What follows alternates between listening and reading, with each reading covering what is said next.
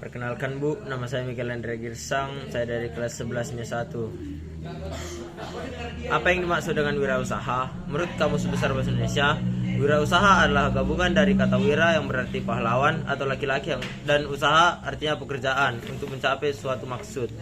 Dengan demikian, wirausaha adalah seorang yang melakukan pekerjaan dengan seluruh kemampuannya seperti modal, tenaga, dan ide untuk mencapai keuntungan. Mengintip Investopedia, wirausaha adalah seseorang yang menciptakan bisnis baru dengan menanggung sebagian besar risiko dan menikmati sebagian besar imbalan. Seorang wirausaha umumnya dipandang sebagai inovator, sumber ide, barang, jasa, atau bisnis baru. Sikap wirausaha yang selalu ingin tahu membuat wirausaha selalu menyukai tantangan dengan menciptakan perusahaan atau usaha kecil untuk mewujudkan ide mereka.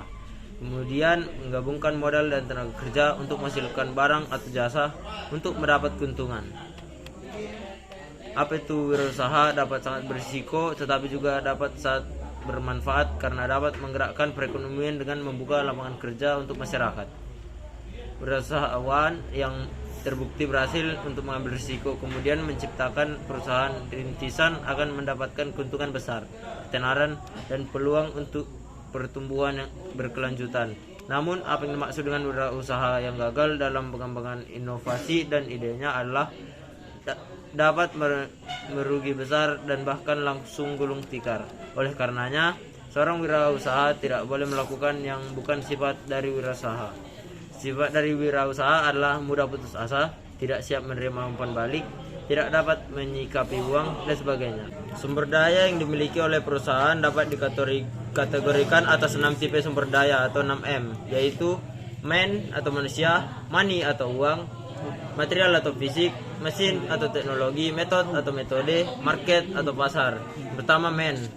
Dalam pendekatan ekonomi, sumber daya manusia adalah satu faktor produksi selain tanah, modal, dan keterampilan. Yang kedua, money atau uang. Money atau uang merupakan salah satu unsur yang tidak dapat diabaikan. Yang ketiga, material atau fisik. Perusahaan umumnya tidak menghasilkan sendiri bahan mentah yang dibutuhkan, tetapi membeli dari pihak lain. Yang keempat, mesin atau teknologi. Mesin memiliki peranan penting dalam proses produksi. Yang kelima, metode atau metode. Metode sangat dibutuhkan agar mekanisme kerja berjalan efektif dan efisien. Yang keenam, market atau pasar. Jika barang yang diproduksi tidak laku, proses produksi barang akan berhenti. Oleh sebab itu, penguasaan pasar dalam arti menyebarkan hasil produksi merupakan faktor yang menentukan dalam perusahaan. Baik Bu, sekian penjelasan dari saya. Sekian dan terima kasih.